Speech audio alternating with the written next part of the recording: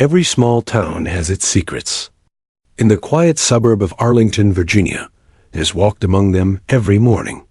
She appeared just after dawn, when the sky still held that dull gray before sunrise, the kind of light that made the world look half asleep. The townspeople called her Ellie the Ghost. No one knew where she came from, or where she went. She simply appeared like mist forming over the street, and disappeared the same way. Her real name, as far as anyone knew, was Eleanor Briggs. She wasn't homeless exactly. She didn't beg, didn't talk to herself, didn't carry the usual signs of those the world forgot. But she moved like someone who didn't want to be seen.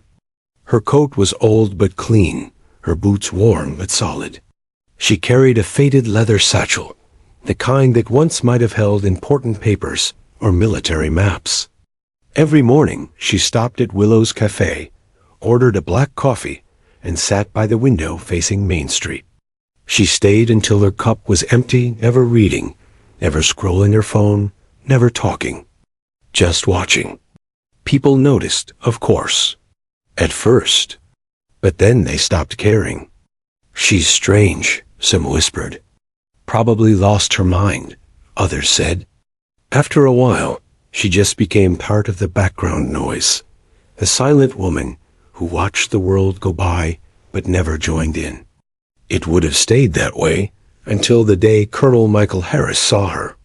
Michael Harris wasn't the kind of man who missed details. Decades in the Navy SEALs had trained him to notice everything: the twitch of a hand, the shift of a gaze, the sound of someone breathing too quietly. Observation was second nature. He was in town visiting an old comrade, just another gray-haired veteran trying to fill the silence of retirement. That morning, as he walked into Willow's Cafe, he saw her sitting by the window.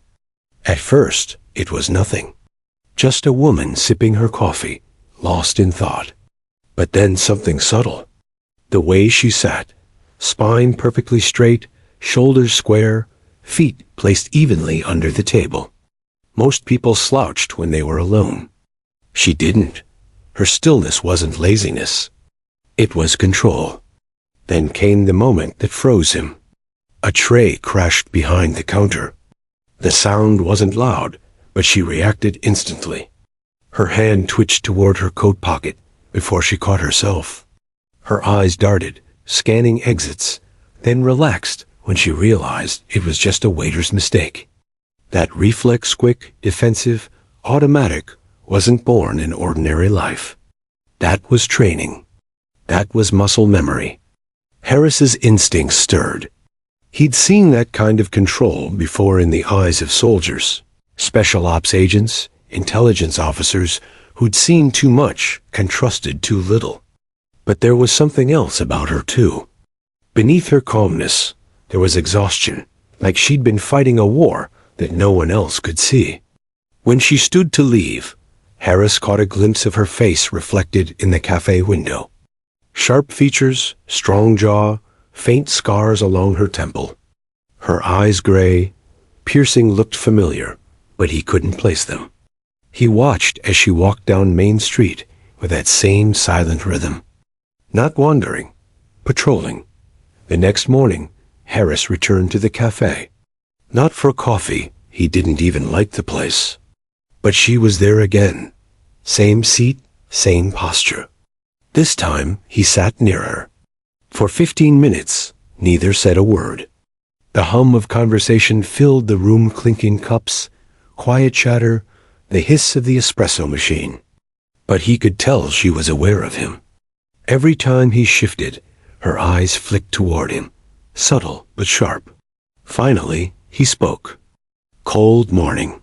She turned her head slightly, offering the faintest nod. "They all are," she said softly. Her voice was calm, low, measured in a way that made every word deliberate. He smiled faintly. "I'm Harris. Michael Harris." She hesitated. "Eleanor. Nice to meet you, Eleanor." She nodded, but her gaze returned to the window almost instantly. Conversation closed. It wasn't rudeness. It was defense. She was careful with words, the way soldiers are careful with ammunition. He noticed another detail. When she reached for her coffee cup, her hand trembled slightly, but not from age or weakness. It was the kind of tremor that came from adrenaline after too many sleepless nights. He recognized it because he'd lived it. When she finally stood to leave, she left a $10 bill on the table, more than enough for a small coffee, and walked out with quiet precision. Harris followed her at a distance, pretending to browse the stores along the street. She crossed at the corner, stopped by a park bench, and sat there for nearly an hour, just watching the world. A police car passed, and she instinctively turned her face away. That was no ordinary caution. That was fear. That evening, Harris couldn't get her out of his mind. He went home, poured himself a glass of whiskey, and stared at the stack of old photographs on his desk. The SEAL unit photos, the missions, the faces of those who didn't come back. Her posture, her silence, it all reminded him of someone. But who? He opened his laptop, searching the name Eleanor Briggs. No driver's license, no social media, no record in any civilian database. Nothing. It was as if she didn't exist before the last few years. The more he dug, the stranger it became. Then, by sheer chance, he came across a local article from 5 years earlier. It mentioned an E. Briggs, who had been found unconscious on the outskirts of Arlington after a car accident. No family, no ID. She refused medical care and vanished before police could question her. Something about that incident struck him as odd. People who vanish have reasons. Harris leaned back in his chair, rubbing his temples. He'd seen enough men and women break under the weight of classified secrets. People who'd been erased, not because they failed, but because they knew too much. And suddenly, a thought chilled him. What if she wasn't hiding from the world? What if she was hiding from the government itself? The next morning, Harris sat outside the cafe before she arrived. When she entered, she seemed slightly startled to see him, but masked it well. "Back again," she said quietly, almost smiling. "Guess I like the coffee," he replied. "Or maybe I like the company." That earned a soft, reluctant laugh. For the first time, he saw something human in her, something fragile beneath the armor. He tried a different approach. "You from around here?" "No," she said simply. "Military?" Her eyes flicked to him, sharp and alert. "Why would you ask that?" "Because you sit like one," he said. Silence, a long one. Finally, she looked down at her cup. "Old habits," she murmured. Then, after a pause, added, "Some are hard to kill." Before he could respond, she stood up, slung her leather bag over her shoulder, and walked out faster this time, like she regretted saying even that much. Harris sat there, watching her vanish into the crowd. He had no idea yet who she truly was. But he knew one thing for certain. Eleanor Briggs wasn't who she claimed to be. And somewhere beneath that quiet, haunted exterior, there was a story buried deep, one that someone, somewhere, had tried very hard to erase. And Michael Harris was going to find out why. The next few days blurred into routine for everyone except Colonel Michael Harris. He'd seen countless people in his life, but something about Eleanor Briggs refused to leave his mind. She had the quiet poise of a soldier and the loneliness of a ghost. He tried to tell himself to let it go. She wasn't his problem. He was retired. But curiosity, that old hunter's instinct, clawed at him. Once, curiosity had saved his team's lives overseas. Now, it simply refused to let him rest. By the third morning, he knew her schedule. She arrived at Willow's Cafe at exactly 7:02 a.m., ordered black coffee, 2 sugars, no cream. She sat at the same window seat. And when she left at 8:15 sharp, she always turned east, toward the park. Always. Her pattern was too exact. No one living a normal life kept time like that. That morning, Harris sat at a different table, watching her reflection in the window. Her face remained still, but her eyes moved constantly. They scanned everything: the doors, the people, even the barista's hands. She wasn't just watching. She was assessing threats. He watched her pick up her coffee. The moment her fingers touched the mug, her right hand drifted slightly, resting against her side where a sidearm would have been holstered once. Reflex, not coincidence. Every movement screamed one truth. This woman had been trained, deeply trained. Finally, he stood up, approached the counter, and ordered another coffee. "2 black, please," he said, then glanced at her. "Make one for the lady by the window." The barista smiled. "Eleanor?" "Sure thing. She comes every morning." He took the 2 cups and walked over.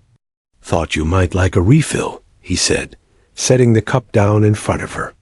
She looked up, startled but polite. "You didn't have to." "I know," he replied, sitting across from her. "But I wanted to." Her eyes studied him, cautious, defensive. "Colonel Harris, right?" she said. He blinked. "You remembered. People don't forget a military haircut and a name like that." He chuckled. "You've got an eye for detail." She shrugged slightly. Old habit. There it was again, that phrase. Old habit. The kind soldiers use when they're trying not to admit who they are. "Mind if I ask what you did before you came here?" he asked carefully. Her gaze hardened just a little. "A bit of everything. I moved around a lot. That right?" She nodded. "Tried a few jobs. Never stuck." He sipped his coffee. "You don't strike me as someone who can't stick to things. Maybe I got tired of sticking." He smiled faintly. "You sound like someone who's seen too much." She looked down. "Maybe I have." The air between them grew quiet, heavy with unspoken memories. For a moment, he thought she might tell him something real. But instead, she stood, slipped her coat on, and said softly, "It was nice talking to you, Colonel. But don't make a habit of it." And just like that, she was gone. That night, Harris sat alone on his porch, replaying every word. His instincts told him she wasn't just a lost woman. She was hiding, not from poverty, but from something far larger. Something that once required discipline, secrets, and silence. He couldn't sleep. Around midnight, he pulled out an old phone, the kind his former contacts still used. He hadn't called them in years. But tonight, he did. "Frank," he said when the line picked up. "Mike Harris?" A rough voice replied. "Well, I'll be damned. I thought you'd sworn off the cloak and dagger life." "Yeah, well, I need a favor." Frank groaned. "You always do." "I need a name checked." "Civilian, maybe an alias." "Eleanor Briggs." "Virginia area." Frank sighed. "Give me 24 hours. "Make it 12, Harris said quietly. "This one's different." The next morning, Eleanor didn't show up at 7:02. By 7:15, Harris was restless. By 7:30, he was outside, scanning the streets. Then he saw her. Across the road, near the alley by the old post office. She wasn't walking like she usually did. She was limping slightly. He crossed over. "Eleanor?" She froze, her eyes flashing with alarm. "What are you doing here?" "I was about to ask you the same." She hesitated, then sighed. "Slipped on the curb, that's all." But Harris had seen wounds. He noticed the small smear of blood on her sleeve. Clean cut, precise, not from a fall. "Let me help you," he said. "I said I'm fine." Her tone was sharp now, defensive. "Look, I don't know what's going on," Harris said evenly, "but you're not fine. I've seen this kind of thing before. You're scared, and you don't want anyone to know why. She glared at him, trembling slightly. You think you know me? You have no idea what I've done. Then tell me, he said softly. Let me help. For a heartbeat, he thought she might. Her lips parted, her eyes glistened. But then she turned and walked away, fast, disappearing into the maze of backstreets. Harris stood there long after she vanished. Every instinct screamed that this wasn't coincidence. Something or someone was chasing her. That evening, his phone buzzed. It was Frank. I got something, Frank said. And you're not going to like it. Go ahead. There's no Eleanor Briggs in any DMV, tax, or social security record. Closest hit I found was a hospital record under that name 5 years ago. Car accident, no ID.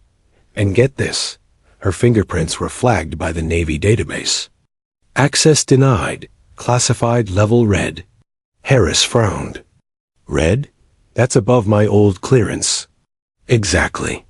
Whoever she is, she was deep in the system, and someone made damn sure her name got wiped. Harris gripped the phone. You can't tell me who she was? Only this, Frank said quietly. Her print matched someone who was declared Kiar over a decade ago. Commander Elaine Brooks. Navy Intelligence. Operation Silent Anchor. The words hit like a punch. Elaine Brooks. The name rang through his memory like a bell from another lifetime. He remembered her vaguely from briefings years ago. A woman whose reputation in the field bordered on myth. Ruthless precision. Brilliant mind. A ghost in her own right. Then one mission overseas went wrong, and she never came back. Elaine Brooks, Harris repeated softly. She's supposed to be dead. Yeah, Frank said. Maybe she was. But if that woman's walking around now under a fake name, someone wanted her buried for a reason. That night, Harris couldn't sit still. He opened his old files, dug through dusty boxes filled with mission reports and photographs. Somewhere in the back of his mind, the puzzle pieces began connecting. Eleanor, or Elaine, had the reflexes, the scars, the silence of someone who'd been hunted. And if she was Elaine Brooks, her survival meant one terrifying thing. The people who tried to erase her had failed. He poured himself another whiskey, staring at her image in his mind, the woman everyone ignored, sitting quietly with her coffee, watching the world as if waiting for it to turn on her. Now he understood why she always scanned the exits, why she never stayed long. She wasn't afraid of people. She was afraid of being found. And as the night deepened, Harris made a decision. He would find her again, not to expose her, not to interrogate her, but to understand why she was still alive and who wanted her dead. Because deep down, he knew the truth. If Elaine Brooks had survived the mission that supposedly killed her, then someone, somewhere, had built their power on a lie. And lies that big didn't stay buried forever. The file landed in Colonel Michael Harris's inbox at 3:27 a.m., encrypted, unsigned, untraceable. He stared at it for a long moment before opening it, the cold glow of the screen reflecting in his sleepless eyes. The subject line was blank, but the attachment name sent a chill through him. Operation_silent_anchor_redacted.pdf. He hesitated. Breaking classified access wasn't something he'd done since his service days. But then again, this wasn't about curiosity anymore. It was about a woman who wasn't supposed to exist. He entered the passkey Frank had sent, waited for the file to decrypt, and watched as pages filled his screen, redacted lines, black bars, and fragments of text that told only half the truth. Mission: Operation Silent Anchor, -2009, Lead. Commander Elaine Brooks, Naval Intelligence Division. Objective: infiltrate and extract data on authorized weapons trade through U.S. contractors in the Middle East. Status: failed. Teen eliminated in ambush. Commander Brooks, presumed Kia. Harris scrolled through the blurred paragraphs, his heartbeat pounding. There were snippets of incident reports, after-action notes, even communication logs. One line stood out among the censorship. Commander Brooks requested emergency exfil under hostile compromise. Request denied by command. Denied by command. Harris's throat tightened. He'd seen bad leadership before. Missions gone wrong, soldiers left behind. But this reeked of betrayal. He clicked on a final unredacted page marked classified. A grainy photograph filled the screen. A woman in combat gear, crouched beside a crumbling wall.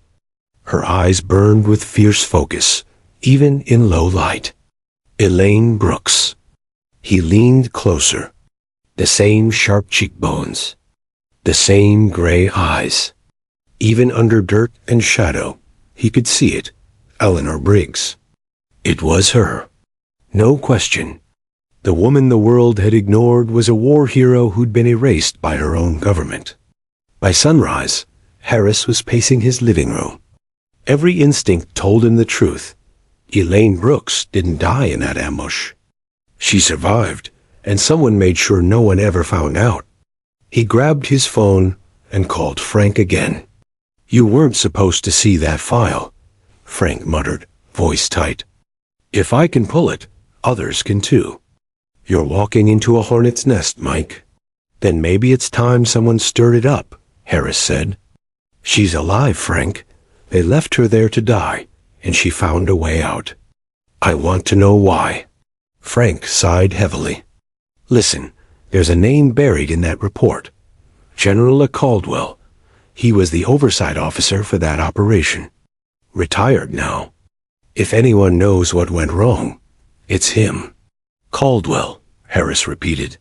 He knew that name. A man with power, connections, and a reputation built on buried secrets. He closed the call and stared out the window. The street outside was calm. Children heading to school, dogs barking, the sun rising. The kind of peace that only existed because people like Elaine had fought for it. And yet, she was out there somewhere, living like a ghost, forgotten by the very country she served. That thought lit a fire inside him. At exactly 7:02 a.m., Harris was at Willow's Cafe again. But this time, her seat was empty. Her absence made the room feel colder, quieter. He waited an hour. Nothing.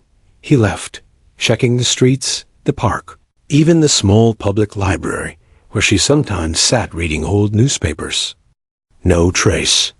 Then, as he turned a corner near the river path, he saw her, standing under the bridge, staring out at the water, a worn notebook in her hands. He approached slowly. "You missed coffee today?" She didn't turn. "Maybe I didn't feel like being watched. You knew?" "I notice everything," she said. "Always have." Her voice wasn't angry, just tired. "I'm sorry," he said. "I had to understand. You're not who you say you are." Finally, she turned, her eyes locking onto his with quiet fury. "Then tell me, Colonel," she said. "Who am I?" "Elaine Brooks," he said softly. Her expression froze, a flicker of shock, then dread, then something like grief. She looked away, clutching her notebook tighter. "I told you to stay out of this," she whispered. "I can't," Harris said. "I know what happened. Operation Silent Anchor. They left you there." She laughed bitterly. "They didn't just leave me, Colonel. They erased me. I wasn't supposed to survive." She sat down on the concrete ledge, the notebook resting on her knees. "You ever lose a whole team, Harris?" He nodded slowly. "Yes." "Then you know what it feels like to live when they don't. I dragged myself out of that desert, broken, bleeding, half alive. I made it to a safe house, radioed for extraction. Command told me to stay put." She looked up at him, eyes burning. No one came. The silence that followed was heavy. "I found out later why," she said. "We stumbled onto something we weren't supposed to. A shipment of U.S. weapons routed through private contractors, sold to the same insurgents we were fighting. Someone up top was making money off it. When I reported it, they cut comms. And when I didn't die fast enough, they made sure the world thought I had." Harris clenched his fists. "Who? I don't know. But I know who signed my death certificate. General Arthur Caldwell." The name hit like a thunderclap. "I used to think if I came forward, someone would listen," she said softly. "But when I tried, strange things happened. My file vanished. My bank account froze. The few friends I had left were told I was unstable. One was found dead in an accident. After that, I stopped trying." Harris's throat ached. "You've been running ever since." She nodded. "I changed my name. Moved every few years. No friends, no contact, no record. Just quiet, invisible. The only way to stay alive." A car passed slowly above them, its tires humming across the bridge. Elaine's gaze followed it, uneasy. "They still watch sometimes," she said. "You can always tell. A car that parks too long. A phone that clicks when you answer. It never really stops." Harris exhaled sharply. "Then let's stop it, together." She shook her head. "You don't understand, Colonel. You have a name, a pension, a life. If you help me, they'll take that too." "I've lived through worse," he said. "And you've lived through hell. You deserve the truth." For a long time, she said nothing. Then finally, she closed her notebook and whispered, "If we do this, we do it my way." Quietly. He nodded. "Your way." Later that night, back at his apartment, Harris replayed every word in his head. The betrayal. The silence. The cover-up. He opened his laptop again and pulled up a blank document. At the top, he typed, "Evidence Log Operation Silent Anchor, Unofficial Reinvestigation." It wasn't an official mission, but it was the start of one. He began compiling notes. Caldwell's connections, contractor companies, old communications networks. Frank had once told him that information was the only real weapon left in modern warfare, and now he planned to use it. But before he shut down his laptop, he typed one final line. "Find out what happened to Elaine Brooks before they find out she's alive." He closed the lid and stared into the dark. Outside, a car idled for a few seconds longer than normal before driving off.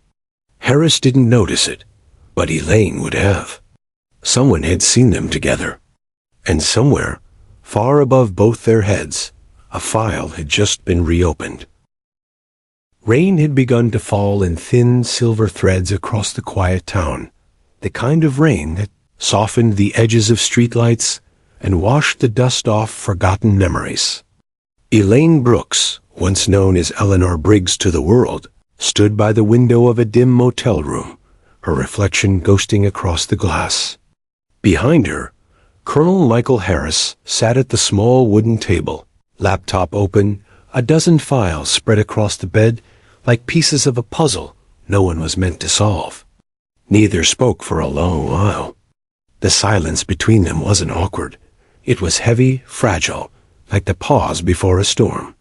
Finally, Harris broke it. "You said your last mission was in 2009, he said quietly. "The report called it a data recovery op. But that wasn't the real objective, was it?" Elaine didn't turn around. Her voice was low. "No, the data was the excuse. We were after evidence, proof of illegal U.S. weapon transfers through a private contractor called Black Harbor Industries." She turned, eyes dark and sharp. "They were selling our own weapons to insurgents." Caldwell approved the routes. Harris frowned, scrolling through one of the files. Black Harbor. He recognized the name. They'd been mentioned in a Senate oversight hearing years ago, cleared of all wrongdoing after a closed-door session. They're still active, he said. Government contracts, logistics, even cyber defense. Elaine nodded. Because Caldwell made sure of it. She sat across from him, her hands folded tightly. I was supposed to extract a flash drive from a contact in Mosul. When we reached the meeting point, we found bodies instead. Our informant was dead, tortured. Whoever ambushed him knew exactly where we'd be. You were compromised, Harris said softly. From inside, she replied. Our coordinates were encrypted. Only command had them. Her voice trembled slightly. I lost good people that day. My second, Lieutenant Davis, tried to cover me while I escaped. He never made it. I still see his face every night. Harris's jaw clenched. He'd known that guilt, the kind that gnawed at a soldier's soul long after the war was over. You weren't supposed to make it out, he said. But you did. I crawled 3 miles through the desert with a bullet in my side, she said quietly. Made it to an abandoned safe house. I radioed command. Caldwell himself answered. He told me to hold position and wait. Said help was on the way. Her eyes hardened. Help never came. Harris leaned back slowly. They needed you to die so you couldn't talk. Elaine nodded. And they almost got what they wanted. For a moment, the sound of rain filled the room again, soft, steady, unrelenting. Harris's laptop screen glowed between them, showing maps, old military briefings, and one highlighted document marked restricted. Black Harbor is headquartered in Virginia, he said. But their shell companies lead everywhere. Offshore accounts, dummy corporations, fake boards. I'll need access to the Defense Network archives to trace the real money flow. Elaine gave a faint, humorless smile. You mean you'll need me? He met her gaze. Yes, I do. She stood and began pacing. They'll be monitoring everything. You break into those systems, they'll know. The moment you touch a secure line, it'll flag Caldwell's people. Then we don't touch their systems, he said. We go through the cracks, the stuff they think they deleted. That got her attention. She sat back down, leaning forward. You mean ghost data? Exactly, Harris said. Even when files are erased, fragments remain on backup servers. I still have contacts at Fort Meade, people who owe me favors. Elaine studied him for a moment, then nodded. If we do this, we'll need to move. They'll find us sooner than you think. By the next evening, they'd relocated to an old farmhouse 2 towns over. Quiet, surrounded by pine trees and fog. The kind of place that didn't show up on GPS anymore. Harris set up his laptop and satellite uplink, while Elaine secured the perimeter. It felt like a mission again. Not official, not sanctioned, but with purpose. As night fell, she joined him at the table. You said you had contacts, she murmured. He nodded. One of them's a data analyst, works private now. ex-NSA, name's Chloe Morgan. She can find anything. He typed a secure message on an encrypted chat. Within minutes, a reply appeared. Harris? Haven't heard from you since Kabul. What's the job? He hesitated, then typed back. Need traces on deleted Black Harbor contracts. 2008-2010. Classified files. Find anything on Silent Anchor. A pause. Then, Jesus. You just opened a graveyard. Give me 24 hours. He closed the chat. She's in. Elaine exhaled slowly. You trust her?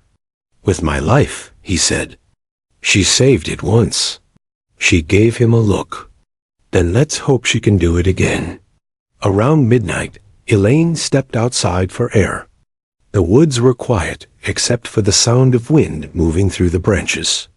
She looked up at the sky, gray clouds swallowing the stars, and for a moment, her past came flooding back. The desert heat, the smell of gunfire, the cries of her team, and then the silence after the explosions, the kind that told her she was the only one left. She gripped her arms tightly, forcing the memories back down. She had learned long ago that pain was a teacher, relentless, cruel, but honest. And it taught her to survive. Behind her, Harris appeared in the doorway, watching. "You okay?" he asked softly. She turned slightly, giving a faint smile. "You ever feel like the war never ended?" He nodded. "Every damn day." Inside, the laptop beeped. A new message. Harris hurried to the table and opened it. Chloe had sent a data dump, encrypted but traceable. Lines of code filled the screen. Contracts, payment records, security memos. One file stood out. Project Horizon Subsidiary Transfer Authorization. Signed, a Caldwell. Harris clicked it open. The document detailed millions in off-book transfers between Black Harbor and a logistics front in Turkey, labeled medical equipment, but flagged under munitions codes. And at the bottom of the page, one line made both of them freeze. Recipient agent, Commander Elaine Brooks, for delivery verification. Elaine's blood ran cold. "They used my name," she whispered. "They used my name to authorize those shipments." Harris's eyes darkened. "They didn't just erase you. They framed you." The realization hit hard. Every accusation, every reason they had to bury her. It all made sense now. "They needed a scapegoat," she said. "Someone credible enough to take the fall when the truth came out. When I died, they closed the case and pinned the corruption on me." Harris slammed his fist against the table. "That's why Caldwell wanted you gone. He couldn't afford you talking, or living." The room was thick with silence again. Elaine sat down slowly, shaking her head. "All these years, I thought I was just another soldier who got left behind. But I was their cover story." Harris reached across the table and placed a hand on hers. "Not anymore," he said. "Now they'll answer for it." She met his eyes, tired, angry, but burning with something fierce again. "Hope, maybe. Or vengeance. Then we start with Caldwell," she said. "But if we go after him, he'll see us coming." "Good," Harris replied. "Let him." At that exact moment, in a glass tower in Arlington, Virginia, General Arthur Caldwell sat behind his mahogany desk, scrolling through a classified alert. An automated surveillance I had flagged unusual data traffic from a dormant defense account. One last accessed in 2011. The access ID matched a decommissioned SEAL clearance. Colonel Michael Harris. Caldwell leaned back in his chair, eyes narrowing. "So," he murmured, "the ghost has found a friend." He turned to his aide. "Activate retrieval protocol. I want eyes on both of them." Outside, the city lights flickered in the rain, and somewhere, far from the safety of command centers and clean records, two fugitives were about to uncover a truth powerful enough to destroy them both. The farmhouse was silent, except for the low hum of Harris's laptop cooling fan and the distant rustle of pine trees outside. Dawn hadn't broken yet. A faint gray light hovered at the edge of the horizon. Elaine sat at the table, a cup of black coffee untouched beside her, staring at the documents sprawled before her. Her name, her real name, appeared again and again, stamped across falsified orders, fake authorizations, and doctored mission logs. Every page felt like another knife in her back. Harris leaned against the counter, arms crossed, watching her. He'd seen hardened soldiers fall apart before, but not like this, not in silence. There was a rage simmering behind her stillness, the kind that came from betrayal, deeper than any wound. "They didn't just erase you," Harris said finally. "They built a career on it." Elaine looked up, her eyes cold. Caldwell built an empire. He turned my failure into his stepping stone. He nodded grimly. And if these records are right, that empire's still making him millions through Black Harbor's successor, Aegis Line Solutions. He turned the screen toward her, showing a company website polished with patriotic slogans. Government approved. Defense tech. Same people, new name. Elaine let out a bitter laugh. They always rebrand the truth, don't they? They worked through the morning, tracing connections. Board members, shell corporations, defense contracts. Every name they found led to another, like threads in a spider's web. And at the center of it all, General Arthur Caldwell. Look at this, Harris said, highlighting a document. Caldwell's holding company owns property in Northern Virginia. Private estate. No public records of staff, no visitors. Could be a command base for his off-book operations. Elaine leaned over the map. We'll need eyes on that property. Harris smirked slightly. You're not thinking of going there. I don't think, she replied. I act.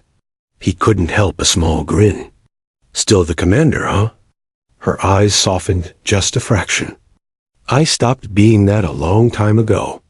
By the time evening fell, the farmhouse was packed with makeshift surveillance gear, old military laptops, signal scramblers, burner phones, and one small drone Harris had kept from his last private security job. They moved with silent efficiency, no wasted words, no unnecessary motion. Decades of training came back like muscle memory. Once we're near Caldwell's property, Harris said, we'll stay dark. No signals, no lights. The drone will give us a layout. Elaine checked her sidearm, a small Glock, worn but steady. And if they spot us? Then we improvise, he said. She gave a small, humorless smile. My favorite kind of plan. The drive to Virginia took 6 hours. They took back roads most of the way, winding through foggy hills and forgotten towns. At one point, Elaine caught her reflection in the window, hair tucked under a cap, eyes shadowed by exhaustion and purpose. She barely recognized herself anymore. You ever think about stopping? Harris asked quietly, breaking the silence. She shook her head. Stopping means accepting the lie. He nodded. Fair enough. For a long while, neither spoke. The tension between them wasn't fear. It was focus. Both of them knew what came next wouldn't just expose a secret. It would burn lives to the ground. At 2:14 a.m., they arrived near Caldwell's estate, a sprawling property hidden deep in the woods, surrounded by a high iron fence and security cameras disguised as birdhouses. Harris parked a half-mile away, cutting the headlights. The forest was thick, the ground wet with dew. Let's move, he whispered. They moved like shadows, crouched low, silent, disciplined. Harris launched the drone and handed Elaine a small monitor.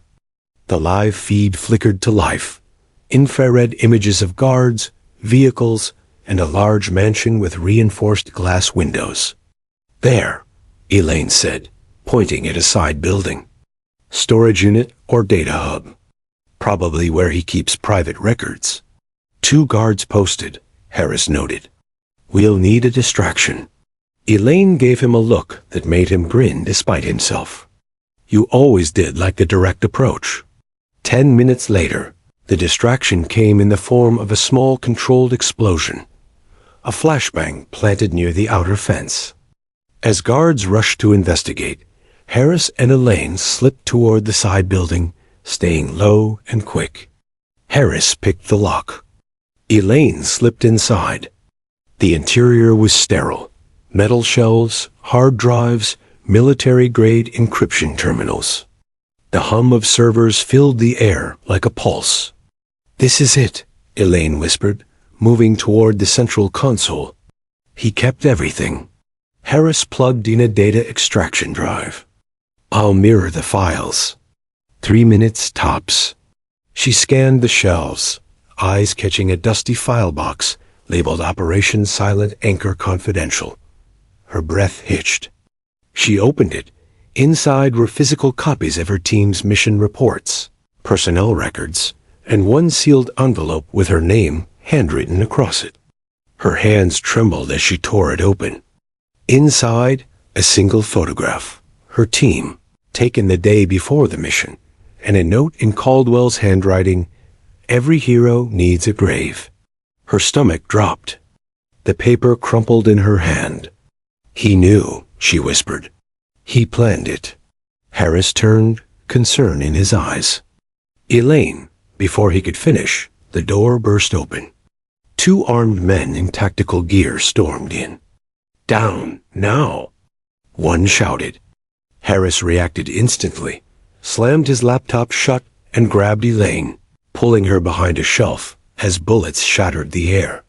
He returned fire, 2 quick bursts, dropping one of the guards. The second ducked behind a server rack, firing blindly. Elaine crawled to the console and yanked the drive free. "Got it! Move!" Harris shouted. They sprinted out through the back exit, the night exploding with sirens and flashlights. A spotlight swept across the trees as they dove into the underbrush, rolling into the dark. The forest swallowed them whole. They ran until their lungs burned, finally collapsing behind a ridge half a mile away. Harris checked the drive, still intact. "You got everything?" Elaine nodded, breathless. "Everything that matters." He looked at her, adrenaline still pounding. "You realize what this means? Caldwell knows we're alive. Both of us." She met his eyes, her expression unreadable. "Then let him come." By dawn, they reached a small gas station on the outskirts of town. Harris parked the car beside a diner and went in for coffee while Elaine sat outside, watching the sunrise. Her mind replayed the firefight, the note, the photo.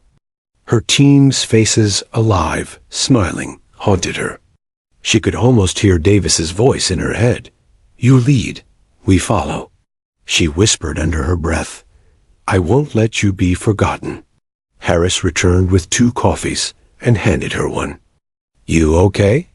She nodded slowly. "I saw their faces again. The ones we lost." He sat beside her.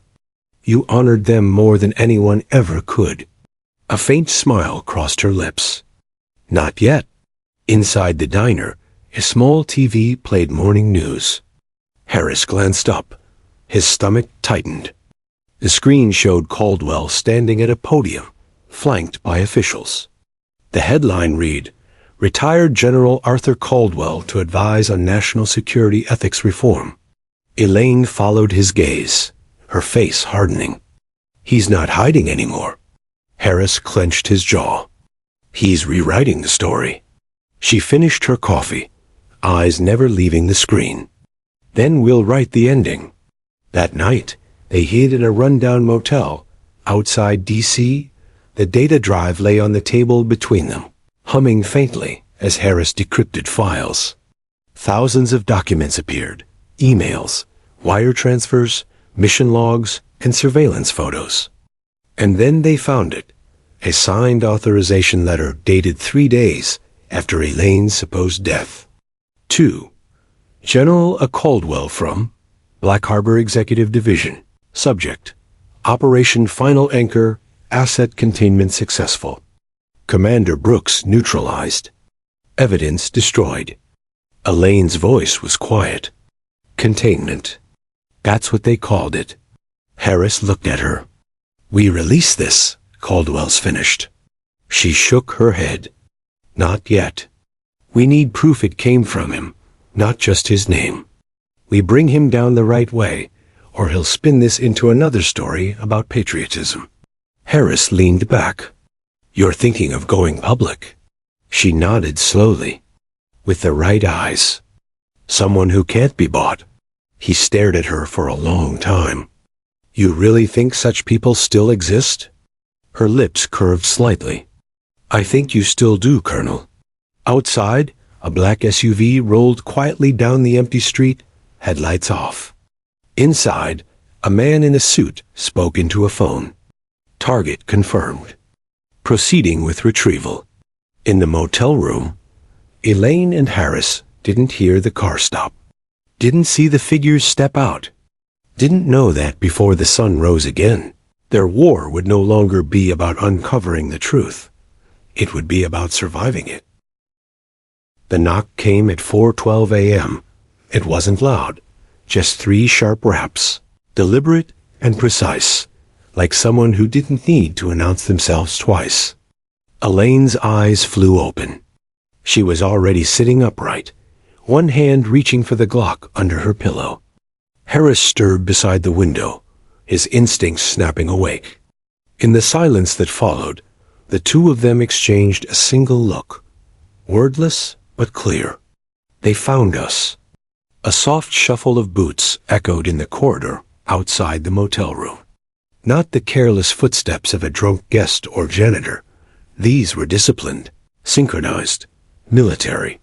Harris motioned toward the back window. Go. Elaine nodded, grabbed the data drive, and moved fast but silent, slipping her bag over her shoulder. Harris went to the door, pressing his ear against it. A faint metallic click, a lockpick or breaching tool. He didn't wait. He kicked the door open from the inside. The man outside never saw it coming. Harris slammed him against the wall, disarming him in a blur. The gun clattered across the floor. Another operative rounded the corner. Harris fired once, precise and quiet. The man dropped. Move, Harris barked. Elaine climbed through the window and hit the ground running, boots splashing through rainwater. The night air was cold and sharp, filled with the echo of approaching engines. Black SUVs, 3 of them, barreling down the narrow road. Caldwell's men. She shouted. They sprinted toward the alley behind the diner, hearts pounding. Harris grabbed her arm and ducked behind a dumpster just as a spotlight swept past. The SUVs screeched to a halt outside the motel. Voices filled the air. Secure the perimeter. She's here. Both of them.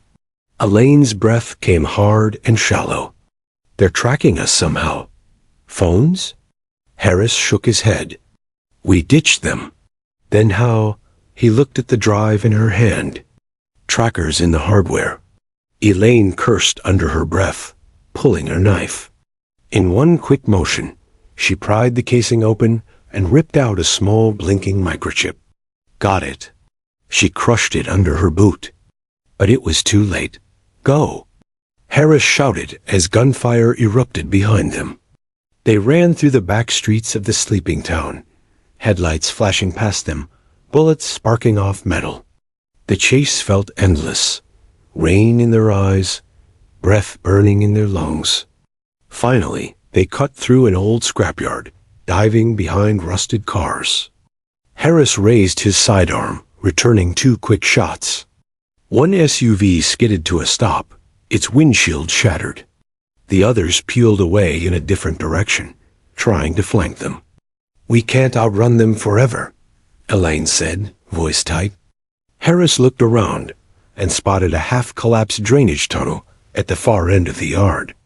There. They scrambled inside, crawling through wet concrete and darkness. The tunnel reeked of rust and oil, but it offered cover. They emerged half a mile away, under a bridge by the river. For a long time, they said nothing. Just sat, soaked and breathing hard, the adrenaline still electric in their veins. Then Elaine whispered, Caldwell's not cleaning up loose ends anymore. He's hunting. Harris nodded grimly. Means we're getting close. She turned to him. He's not afraid of exposure. That means he's protected, politically or militarily. Or both, Harris said. They reached an abandoned service station by dawn. Harris found a map inside and spread it across the counter. We can't stay in one place, he said. We'll need allies. People who can't be bought. Elaine hesitated. There's someone. A journalist. Investigative Independent. Name's Maya Lopez.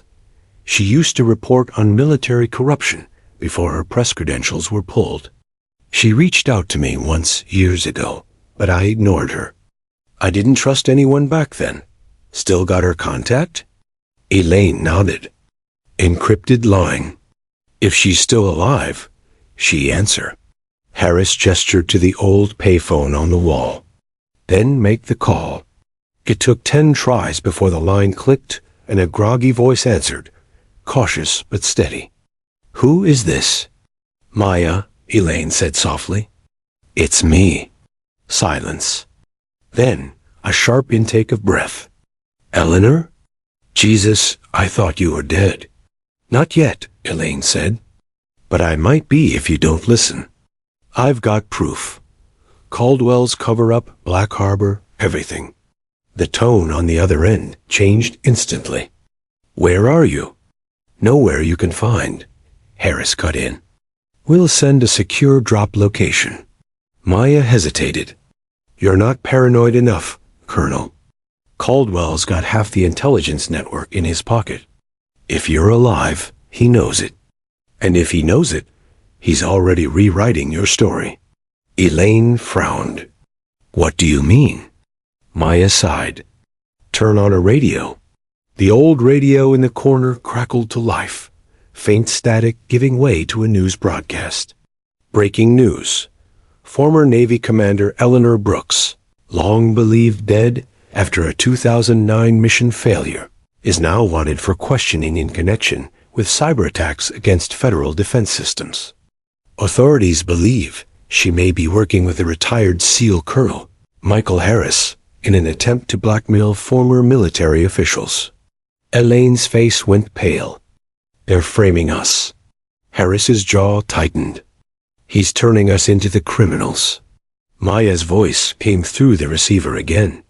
You've got 24 hours before the entire country sees your faces. Whatever you've got, it needs to go public fast and with proof they can't bury. Elaine looked at Harris. We leaked the files. He shook his head. Not yet. We need a trail, something that ties Caldwell directly to the money, the weapons, and the orders. Then we find it, she said. Whatever it takes. By the time night fell again, they were deep in D.C., the last place anyone expected them to hide. Harris had contacts in the city's underbelly, ex-contractors, whistleblowers, people who lived between law and survival. One of them, a quiet hacker named Red, met them in a parking garage under an old apartment complex. Red was small, wiry, eyes darting. You two are ghosts walking, he said, connecting his laptop to the drive. But let's see what your dead friends left behind. Lines of code flickered across the screen. This drive's not just data, he muttered. It's a key. Someone locked files inside federal archives with this signature. It's a back door. Elaine leaned closer. You can unlock it? Sure, Red said, smirking faintly. But when I do, every alarm in the Pentagon's going to start screaming. Then do it, Harris said. Red hesitated, then started typing. The system blinked once, and opened. Hundreds of hidden files spilled out. Emails, internal memos, offshore transfer proofs, and one encrypted video file labeled Caldwell_transmission_2009.mp4. Single quotes. Red looked up. You're gonna want to see this. He played the video. Caldwell appeared on screen, younger, uniformed, sitting in a desert command post. Behind him, the seal of the Department of Defense. His voice was calm, methodical. Authorization confirmed. Commander Brooks's unit will proceed as planned. If the operation is compromised, contingency protocol applies. Eliminate all witnesses. Classification. Silent anchor. Elaine's blood ran cold. She whispered, He ordered it himself. Red looked up. That's your smoking gun. Harris nodded slowly. We leaked this to Maya. She goes public. Caldwell can't hide. Red began uploading the file to a secure server, but then the lights in the garage flickered.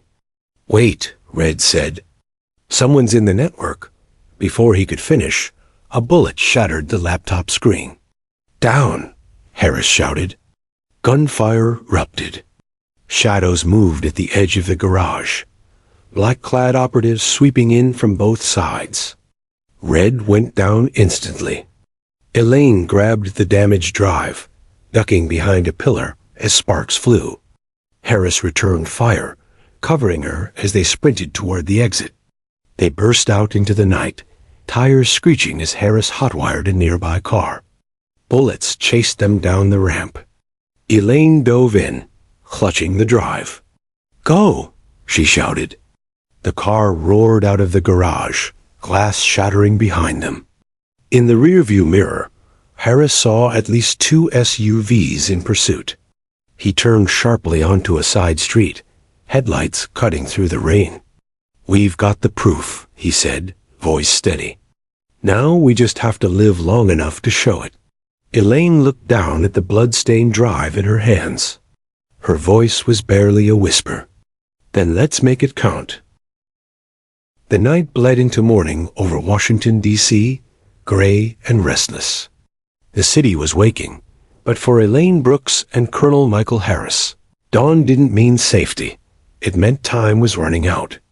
They were hiding in a narrow safe house tucked beneath a printing shop on the outskirts of Georgetown. The place smelled like dust and ink. A single bulb flickered above them as rainwater dripped through the ceiling. Elaine sat on the floor beside an old desk, the cracked laptop balanced on her knees. The blood-stained drive, their last remaining proof, was connected, flickering faintly with a dying blue light. Harris stood by the window, scanning the street below with a field scope. He hadn't slept in 36 hours. His beard was rough, eyes hollow but sharp. "They'll hit us again soon," he muttered. "Whoever Caldwell's using, they're relentless." Elaine didn't look up. "We just need 10 minutes. That's all." The laptop buzzed. Files decrypted line by line. Thousands of documents, classified contracts, private communications, and video archives. Every file pointed to one truth. General Caldwell wasn't protecting the country, he was selling it. Harris turned. "You can send it to Maya?" "I'm trying," she said. "But the connection's weak. We're piggybacking off a civilian's signal, slow and unstable. They might trace it. Then we don't have time to worry about stealth." He stepped closer, crouching beside her. "We hit them head-on. We send everything to every major outlet, news, whistleblower boards, foreign agencies, even the Pentagon's own watchdog division. If we scatter it wide enough, they can't kill it." Elaine met his gaze. "And they'll kill us." Harris smiled faintly, a tired, bitter grin. "They've been trying." The door above creaked, soft, deliberate. Elaine froze. Harris raised his weapon silently. Footsteps descended the narrow stairwell. Then a whisper, "It's me." Maya Lopez appeared from the shadows, hood pulled low, soaked from the rain. Her eyes were sharp but cautious, her voice tense. "You too are making headlines," she said. "Caldwell's got every outlet spinning the same story. Rogue veterans, cyber criminals, traitors. You've been branded enemies of the state." Elaine stood. "Then we give them a new story." Maya glanced at the laptop. "That the evidence?" Elaine nodded. "Enough to burn him down." Maya crouched beside them, her hands moving fast over the keyboard. "I've got a ghost server running in Prague. We upload there, mirror to independent nodes. Even if they take down one, 10 more copies will survive." Harris looked impressed. "You've done this before." Maya smirked. "You don't get banned from the press club for writing movie reviews." As the files began uploading, the sound of rain intensified outside. The storm was building, a mirror of the chaos rising in the capital. Elaine leaned back, exhaustion pressing on her. When this goes live, it'll expose half the Defense Council. The deals, the deaths, the missions they erased. But it'll also expose me, what I did to survive. What I became. Maya's tone softened. You're not the villain in this story, Eleanor. Elaine shook her head. Maybe not. But I wasn't a hero either. Harris placed a steady hand on her shoulder. Heroes aren't clean. They're the ones who keep fighting after everything's gone wrong. Outside, headlights approached. Harris moved to the window. 2 black SUVs stopped across the street.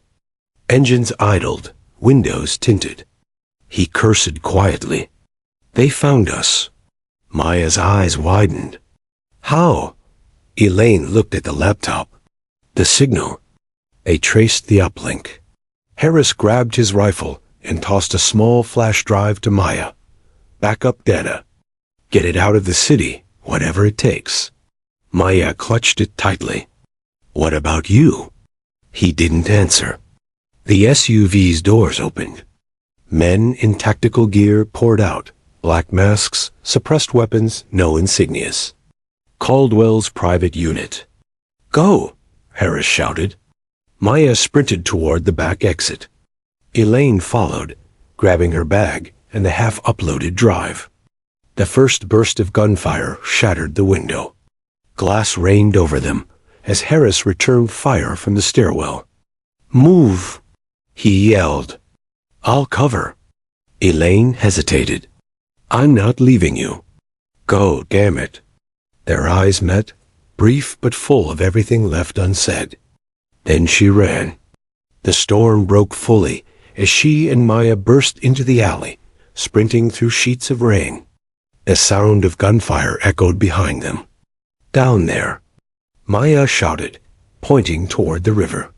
The tunnels under the Potomac line. They slid down a muddy embankment and into a storm drain, the air thick with metal and water.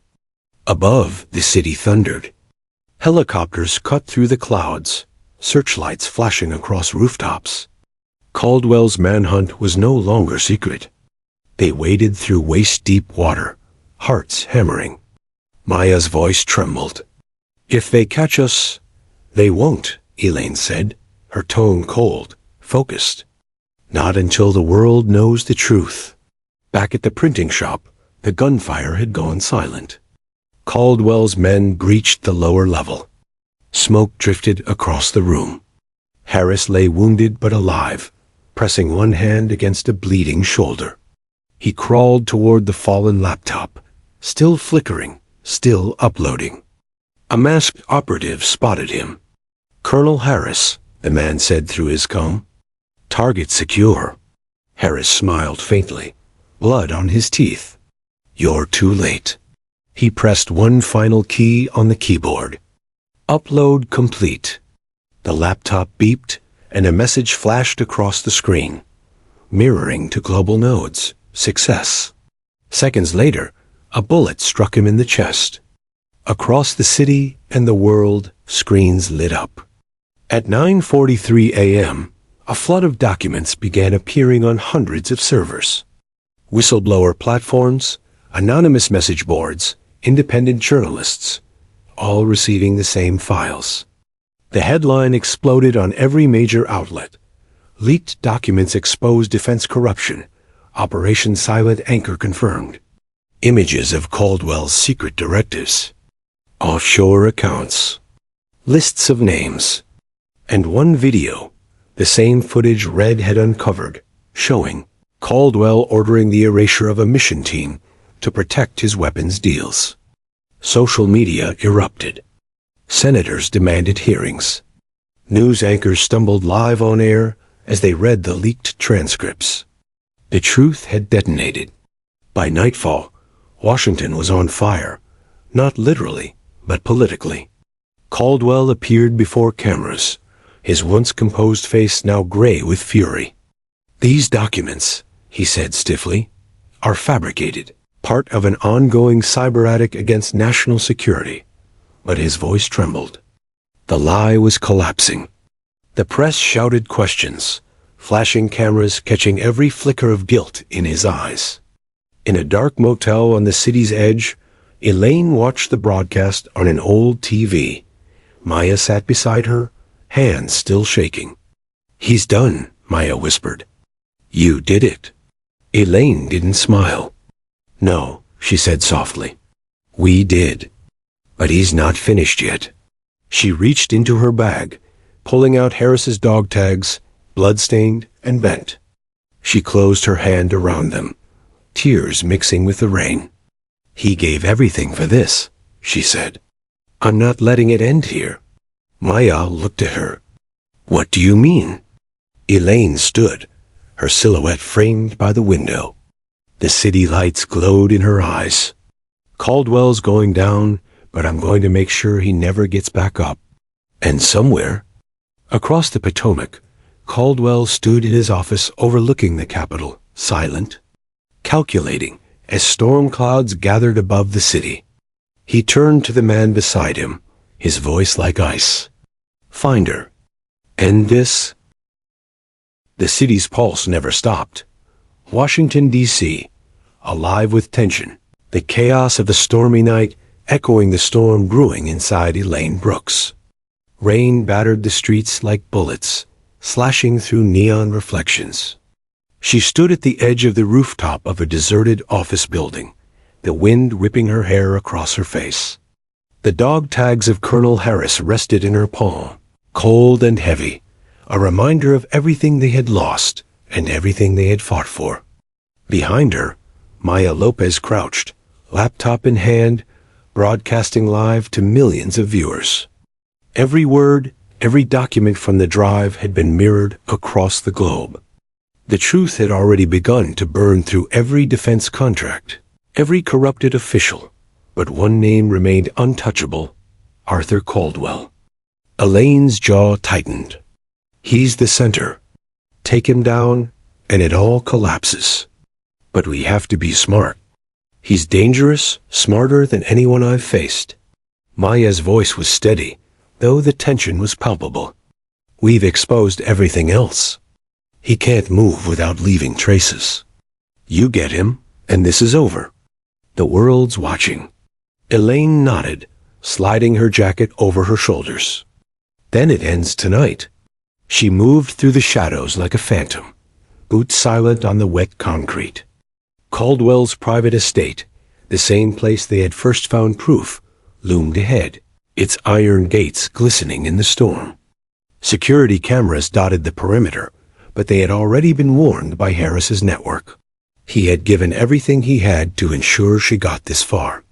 Inside, the mansion was empty, eerily so. Lightning illuminated the hallways in sharp white flashes, revealing portraits of Caldwell in uniform, medals glinting coldly. Elaine's pulse didn't falter. Every step brought her closer to the man who had attempted to erase her existence. Finally, she reached the inner office. The door was unlocked, a sign of arrogance or desperation. She pushed it open. Caldwell stood behind a large mahogany desk, his figure bathed in dim light, eyes narrowing at her entrance. "Eleanor Brooks," he said smoothly, almost conversationally. "I wondered when you'd show up." Elaine's voice was steady. "You know why I'm here." Caldwell smiled, cold and calculating. "Of course. You want revenge, justice, maybe both. You think exposing me will change the world? It won't. It'll just make you famous for dying trying." Elaine took a step forward. "I survived your lies. I survived your people. You underestimated me." He chuckled softly. "Underestimated? I didn't. I controlled you." Elaine's eyes narrowed. "You almost did. But you forgot one thing. I'm not alone anymore." A soft hum came from her coat pocket. The drive. Connected to a mobile uplink, it was already sending the final pieces of evidence live to journalists, independent investigators, and government watchdogs. Caldwell's empire was unraveling as they spoke.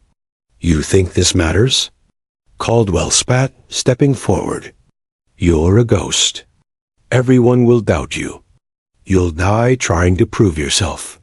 Elaine's hand went to her sidearm. I've spent years proving myself. Colonel Harris proved it too. And the world is finally ready to see the truth. Lightning illuminated the office again. Thunder rattled the walls. Caldwell froze for the briefest moment, recognizing the danger too late. Elaine moved fast, faster than he expected. She lunged, knocking him backward into the edge of his desk. Papers and metals flew in every direction. You won't control anyone ever again, she hissed. The struggle was tense. Caldwell fought with skill, but Elaine's rage and precision overpowered him. Every move she made was a combination of grief, loss, and relentless determination. This wasn't just a fight. It was the embodiment of years of betrayal, of comrades lost, of a life nearly erased. He drew a gun, aiming, but Elaine reacted instantly, disarming him with a swift, practiced motion. The weapon clattered across the floor. You could have walked away, Caldwell said, breathing heavily, eyes wild. You could have been the hero everyone believes you were. Elaine's gaze was hard, unflinching. I am that hero. Not because I survived, but because I exposed you. She pulled the final piece from her coat, the live feed indicator blinking red. Everything. Every lie, every death, every illegal transaction. It's all out there. The world knows who you really are, Caldwell. He sank into his chair, defeated, his empire crumbling in real time on screens across the globe. Elaine stood over him, victorious, yet not unscathed. Her body ached, her hands were bruised, but her eyes burned with clarity. You destroyed my team. You tried to erase me. You thought no one would ever look twice, she said. But someone did. And that someone is me. Caldwell's silence spoke volumes. The arrogance, the control, the false confidence, all shattered. Elaine backed away, letting the law and the public finish what she had started. She didn't need to kill him. Exposure was more powerful than any bullet. Outside, the storm had passed. Rain-slicked streets reflected the first light of dawn. News helicopters circled overhead, broadcasting live images of Caldwell's mansion, surrounded by federal authorities. Maya Lopez stood in the safe house doorway, watching the chaos unfold. Elaine emerged from the shadows, rain-soaked and exhausted. She handed the final drive to Maya. It's over, Maya whispered. Elaine shook her head slowly. No, it's just beginning. The truth will change things, but the world still needs people to protect it from monsters like him. Maya nodded. And you? Elaine looked toward the horizon, gray clouds parting, a faint sun emerging. I'll be ready. But for now, she took a deep breath. I'm finally alive. Colonel Harris, recovering in a safe location after escaping the earlier attack, received a secure message from Elaine. It's done. The world knows. He's finished. Meet me at the safe house. E.B. He allowed himself a small, rare smile. After months of chasing ghosts, confronting betrayal, and surviving death, the war was finally over. Weeks later, Caldwell faced a congressional hearing, televised live. Every illegal deal, every falsified mission, every cover-up was laid bare. His empire collapsed. Executives, politicians, and military officials were indicted. Public trust shattered, slowly rebuilding with new oversight and accountability. Elaine watched from the shadows, content. She didn't seek recognition.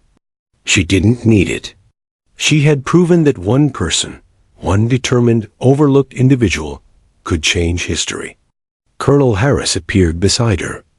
You did it, he said simply. Elaine nodded. We did it. And no one will ever forget them, the ones we lost. Harris placed a hand on her shoulder. then you're not just a ghost anymore. You're a legend. Elaine looked out over the city, rain-washed and radiant, the first real light in years touching her face. She smiled faintly, quietly, and for the first time, allowed herself to believe in a life beyond survival. A life defined not by what she endured, but by what she changed. And somewhere in the distance, the city moved on. But those who knew her story, those who had ignored her once, would never forget.